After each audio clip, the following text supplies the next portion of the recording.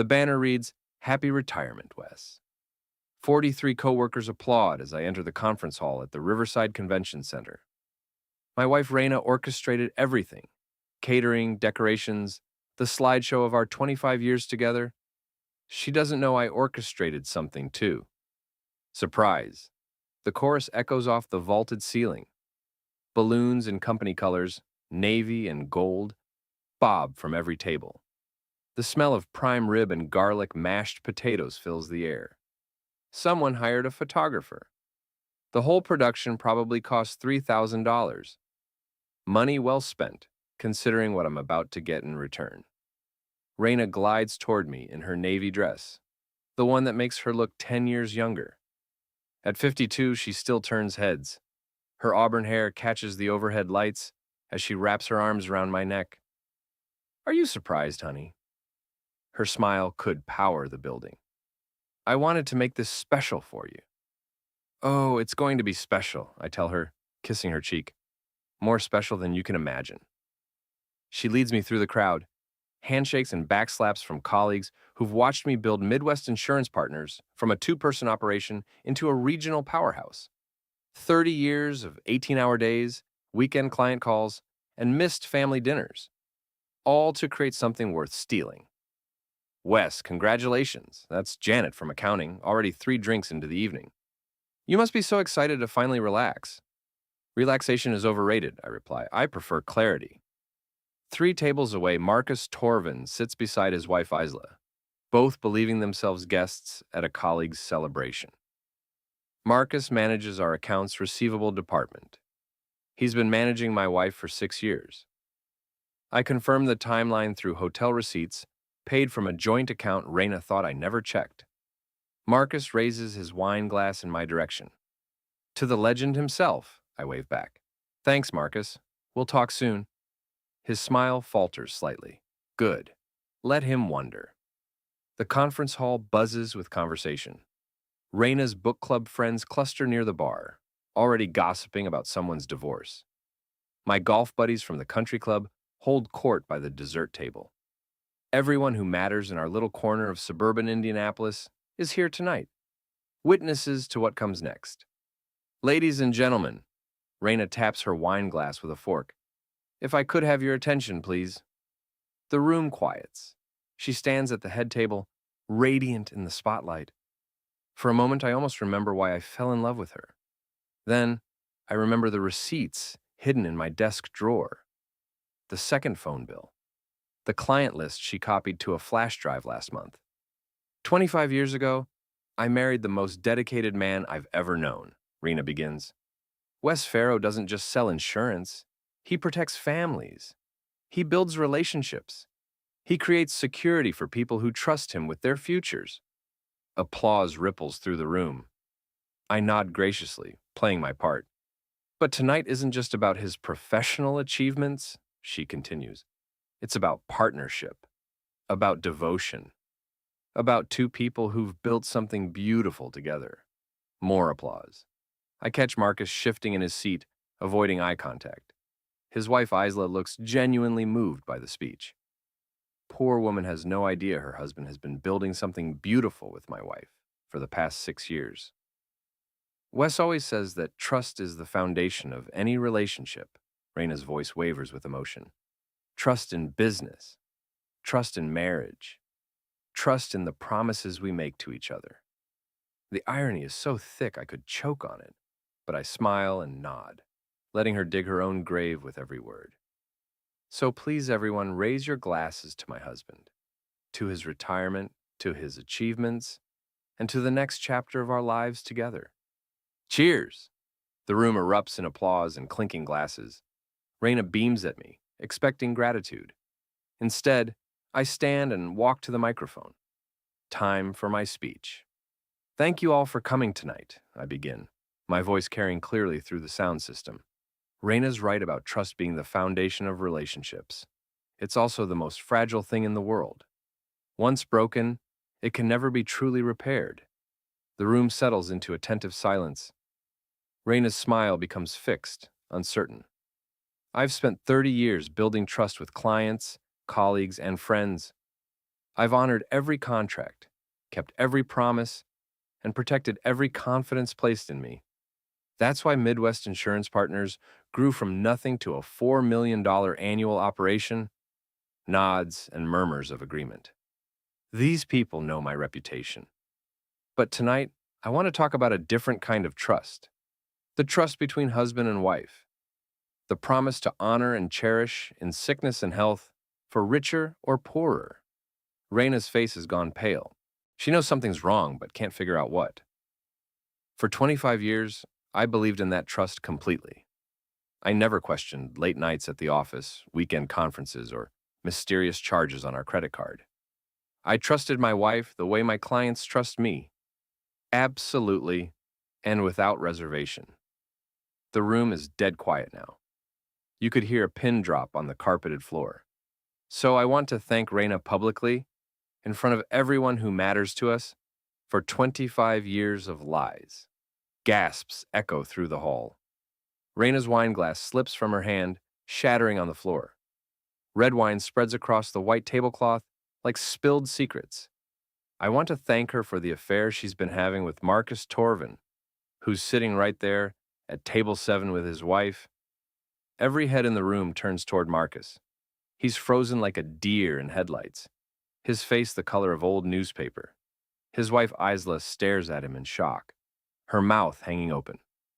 I want to thank her for copying my client database and transferring key accounts to Marcus's brother's competing agency.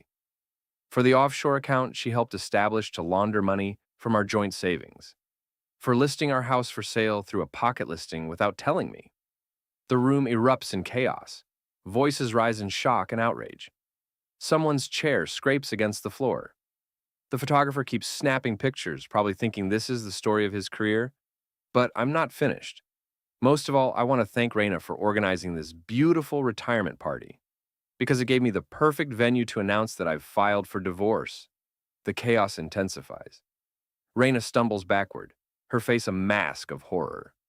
Marcus bolts for the exit, but his wife grabs his arm, screaming questions I can't make out over the noise. I tap the microphone again. Oh, and one more thing. The slideshow is about to continue. Raina put together some wonderful memories from our marriage. I added a few recent ones she might have forgotten. The large screen behind me flickers to life. Instead of our wedding photos or family vacations, images of Raina and Marcus appear, embracing on a hotel balcony, walking hand in hand on a beach, kissing in the parking lot of the Marriott downtown. Then come the receipts, hotel bills charged to our joint account, restaurant tabs for two when I was supposedly eating alone, credit card statements showing purchases at Victoria's Secret, lingerie I never saw her wear. Finally, the phone records, a second cell phone account under Raina's maiden name, showing thousands of calls and texts to Marcus's number over the past 6 years. The room has descended into complete pandemonium. People are shouting, phones are recording, and someone's calling for security. Raina has collapsed into her chair, sobbing hysterically. Marcus made it to the exit but stopped when he realized his wife wasn't following. I walked calmly to the dessert table and cut myself a generous slice of chocolate cake. The frosting is perfect, rich and smooth, with just the right amount of sweetness. Ladies and gentlemen, I announce into the microphone one final time, thank you for sharing this special evening with me. The bar remains open for another hour. Please enjoy yourselves. I take a bite of cake, savoring every layer. It tastes like victory. The parking lot looks like a crime scene. Groups of people huddle around cars, voices carrying across the asphalt in the cool October air. Some are comforting Raina, who's leaning against her silver BMW, mascara streaking down her cheeks. Others surround Marcus and his wife near their black SUV, where Isla's voice rises above the rest. 6 years? She screams. 6 years? You lying piece of trash? I walk past them toward my truck, still carrying my plate of cake. The photographer follows, snapping pictures like he's documenting a natural disaster. In a way, he is. Mr. Farrow. Janet from accounting catches up to me, slightly out of breath. Is this really happening? I mean, are you serious about the divorce? Dead serious, I tell her. taking another bite of cake. The papers were filed this morning. Raina should receive her copy by Monday. But the house, your business. What about everything you built together? That's what prenups are for, Janet. Raina insisted on one before we married. Said it was romantic, protecting what each of us brought to the relationship. She never bothered to read the infidelity clauses. Janet's eyes widen. You mean she gets nothing? Nothing but her clothes and whatever dignity she has left, which, judging by tonight's performance, isn't much. Behind us, Raina breaks away from her support group and stumbles toward me. Her navy dress is wrinkled, her hair disheveled. The woman who looked radiant an hour ago now resembles something dragged behind a truck. Wes, please, she gasps, grabbing my arm. We need to talk. This is all a misunderstanding. I can explain everything. I look down at her hand on my sleeve, then back at her tear-stained face. Explain what, exactly? The hotel receipts? The phone records? The client list you copied to a flash drive last month? Her grip tightens. How did you... those things aren't what they look like. Really? Because they look like evidence of adultery, theft, and fraud. What do they look like to you? Wes, I love you. I've always loved you. This thing with Marcus, it was a mistake. A moment of weakness that got out of hand. 6 years is a long moment, Raina. People are watching us now, phones held high to record the confrontation. Raina notices and lowers her voice to a desperate whisper. Please, not here. Not in front of everyone. Let's go home and talk about this privately. Home, I laugh, finishing the last bite of cake. You mean the house you listed for sale 3 months ago? The one with a buyer already arranged? That home? Her face goes white. You found the listing. I found a lot of things. Amazing what you discover when you start looking. Marcus appears beside us, having apparently escaped from his wife's interrogation. His usually perfect hair is messed up, his tie crooked. There's a red handprint on his left cheek. Wes, listen, he starts, but I hold up my hand. Marcus, I'm going to stop you right there. Whatever you're about to say, apology, explanation, justification, save it for your lawyer. You're going to need all your energy for what's coming. What's that supposed to mean? I smile. It means I'm not just divorcing my wife. I'm destroying your life too. His face hardens. You can't prove anything. Those photos could be doctored. The receipts could be forged.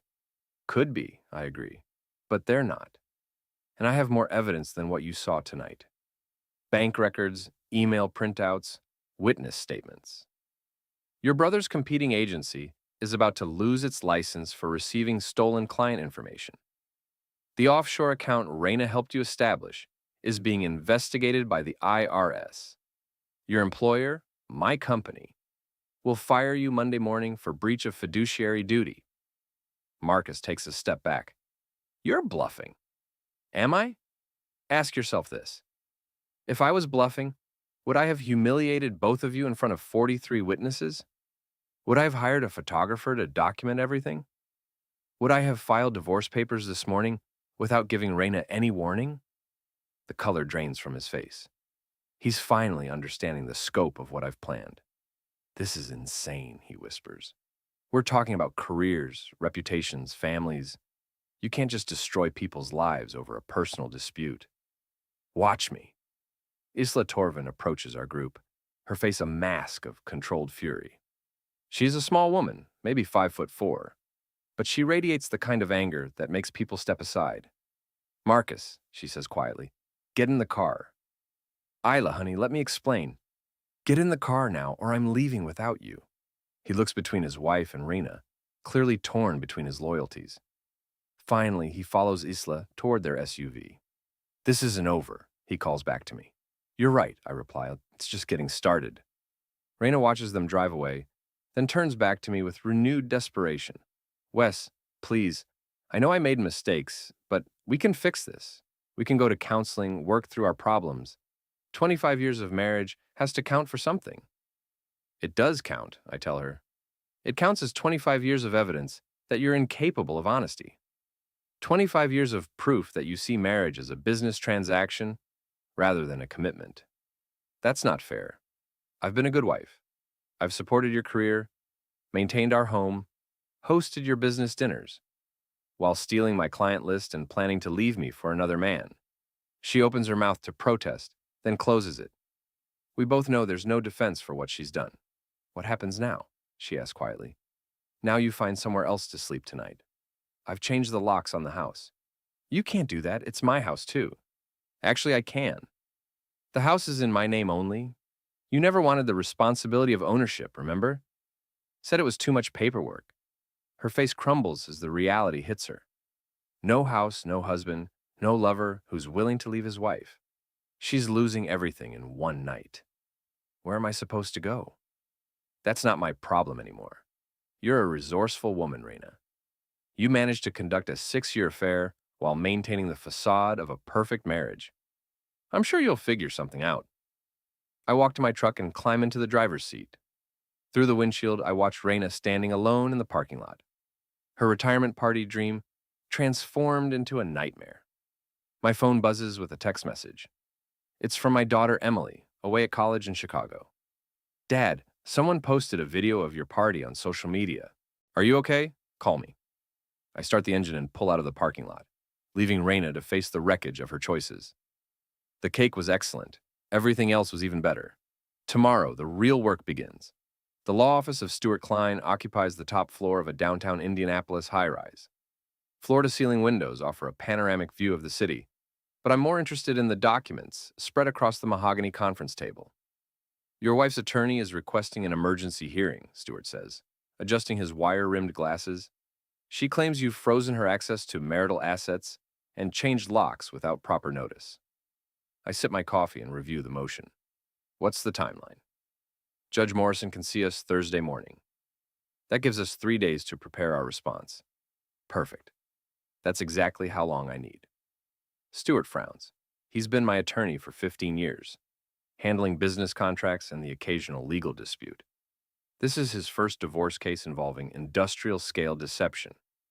Wes, I have to advise caution here. The judge won't appreciate theatrical gestures. What you did at the retirement party was dramatic, but it might hurt us in court. Let me worry about the judge. You just focus on the evidence. I slide a thick folder across the table. Bank records going back 8 years. Every suspicious transaction, every unexplained withdrawal, every hotel charge paid from our joint account while I was supposedly traveling alone. Stuart opens the folder and whistles softly. This is incredibly detailed. I'm an insurance investigator by trade. Documentation is what I do. Some of this information seems difficult to obtain legally. Everything in that folder came from accounts I have legal access to, records I'm entitled to review, or public information available through proper channels. That's technically true. I don't mention that my friend Danny works for the credit card company and owed me a favor from when I helped him through his own divorce 2 years ago. Or that Raina used the same password for everything. Our wedding anniversary, which she apparently forgot, was also the date she started betraying me. What about this offshore account? Stuart asks, pointing to a bank statement from the Cayman Islands. Raina opened it using our joint tax returns as proof of income.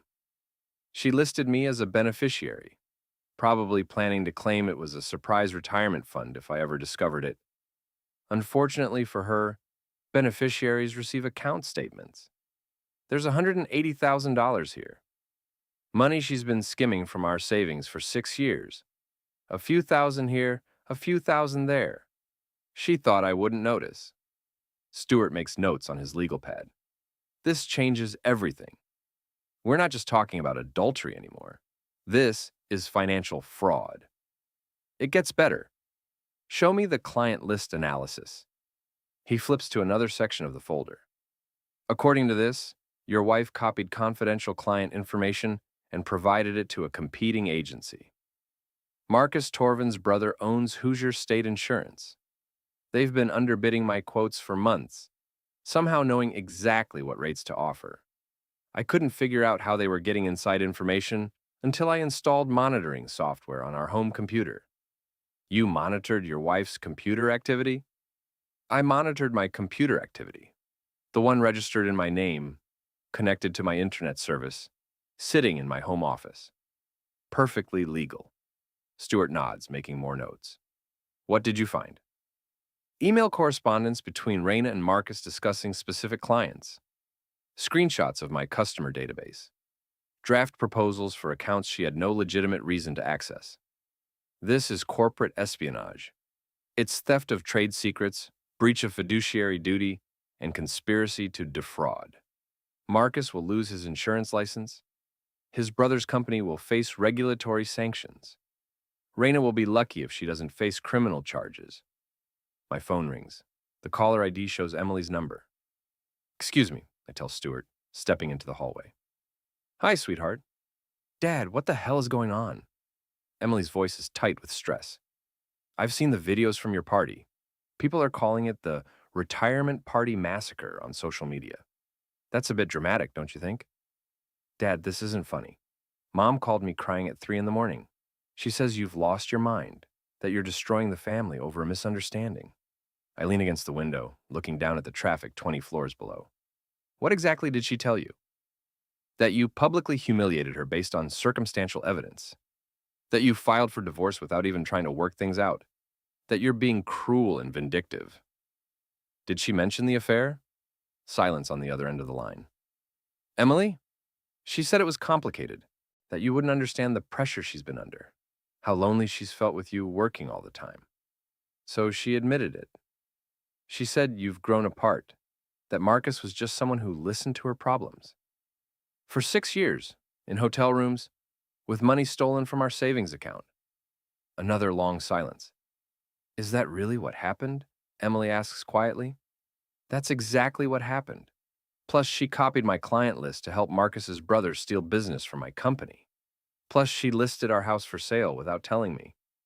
Plus, she opened an offshore bank account using our joint tax returns. Oh, God, Emily's voice breaks. Dad, I'm so sorry, and I had no idea. Of course you didn't. Your mother is very good at managing her image. What happens now? Now your mother faces the consequences of her choices. The divorce will be finalized in about 4 months. She'll get nothing under the prenup except her personal belongings. What about you? I'll be fine. Better than fine, actually. I'm thinking about buying a cabin in Vermont, maybe taking up woodworking. You hate woodworking. I hate a lot of things I used to tolerate. That's going to change. After I hang up, Stuart approaches with a concerned expression.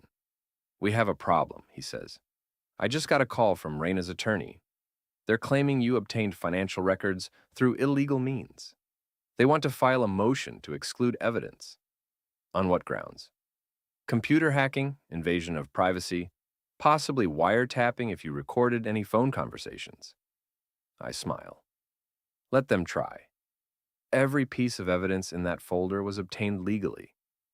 But since they brought up recordings, I pull out my phone and play the audio from Saturday night. Raina's voice fills the hallway. Wes, I love you. I've always loved you. This thing with Marcus, it was a mistake. A moment of weakness that got out of hand. When did you record this? In the parking lot after the party. She was confessing to try to salvage something. I recorded it on my phone, which is perfectly legal in Indiana as long as one party to the conversation consents. You consented to recording your own conversation.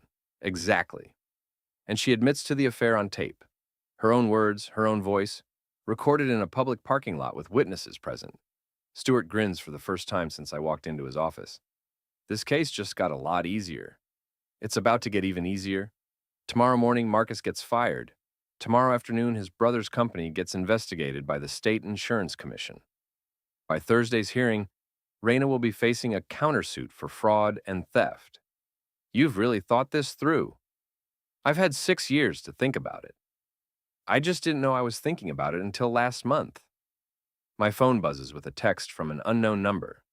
This is Isla Torvin. We need to talk. I show the message to Stuart. Looks like Marcus's wife wants to join the party. That could be good or bad for us. With what I know about Marcus, it's going to be very good for us. I text back, coffee tomorrow at 10 a.m., Starbucks on Meridian Street.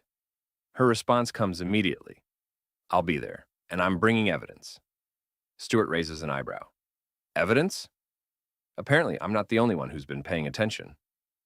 Isla Torvin sits in the corner booth at Starbucks, a manila envelope on the table beside her untouched latte. She's dressed in a black business suit that makes her look like she's attending a funeral. In a way, she is. "Thank you for meeting me," she says, as I sit down across from her. "Thank you for reaching out. I wasn't sure you'd want to talk to me after Saturday night. Saturday night was the best thing that ever happened to me. You gave me permission to stop pretending my marriage was worth saving." She opens the envelope and slides a stack of photographs across the table. "I hired a private investigator 3 months ago. I suspected Marcus was having an affair, but I didn't know who or for how long. The photos are professionally shot with telephoto lenses. Marcus and Raina entering hotels, sharing intimate dinners, walking hand in hand through downtown Indianapolis. The timestamps go back 2 years. Why didn't you confront him earlier?" I needed proof. Marcus is a lawyer by training, even though he works in insurance now. He would have denied everything, claimed the photos were taken out of context. I needed enough evidence to destroy him in divorce court. Sounds familiar. We're more alike than you might think, Wes. We both married people who see relationships as transactions rather than commitments. I flipped through the photos, noting locations and dates. This is incredibly thorough. There's more. She slides another folder across the table. Bank records, credit card statements, phone logs. Marcus has been sloppy about covering his tracks. What am I looking at here? Charges for jewelry I never received. Restaurant bills for expensive dinners when he claimed to be working late. Hotel rooms paid for with our joint credit card. He was using your money to finance the affair? Our money. Just like your wife was using yours. Isla's voice carries a bitter edge. But here's the interesting part. Look at the dates on those hotel charges. I examined the statements more carefully. These don't match the dates in the photos. Exactly. Marcus was seeing someone else before your wife. Possibly multiple someone else's. The implications hit me immediately. Raina wasn't his first affair. She wasn't even his second. I found evidence of at least 3 other relationships over the past 8 years. Does she know? I doubt it. Marcus is very good at compartmentalizing his lies. Each woman probably thinks she's the only one. I lean back in my chair, processing this information. Why are you telling me this? Because I want to destroy him completely. Not just divorce him, ruin him. Take his career, his reputation, his financial security, everything. That's exactly what I'm doing to Raina. I know. That's why I think we should work together. She pulls out a third folder, thicker than the others. This is what I really wanted to show you. Marcus has been embezzling money from your company for years. What? Small amounts, nothing that would trigger an audit. But it adds up. He's stolen over $60,000 from client accounts, covering it up by manipulating the books. I grab the folder and start reading. Account numbers, transaction records, forged signatures. It's all here, documented in meticulous detail. How did you get this? Marcus works from home 2 days a week. He leaves his laptop open, his files unsecured. I've been photographing everything for months. This is corporate fraud. He could go to prison. That's the idea. My phone rings. Stuart's number appears on the screen. I need to take this, I tell Isla. Wes, we have a problem, Stuart says without preamble. Raina's attorney just filed a motion claiming you're harassing their client. How am I harassing her? Apparently, someone's been calling her employers, her friends, her book club members, sharing details about the affair, the financial fraud, the divorce proceedings. I look at Isla, who's listening to my side of the conversation with interest. I haven't called anyone, I tell Stuart. The calls are coming from a blocked number, but they're providing information only you would have access to. Stuart, I'm sitting in Starbucks having coffee. I haven't made any phone calls. Well, someone has. Raina's been effectively blacklisted from her social circle. Her book club asked her not to come back. Her tennis partners won't return her calls.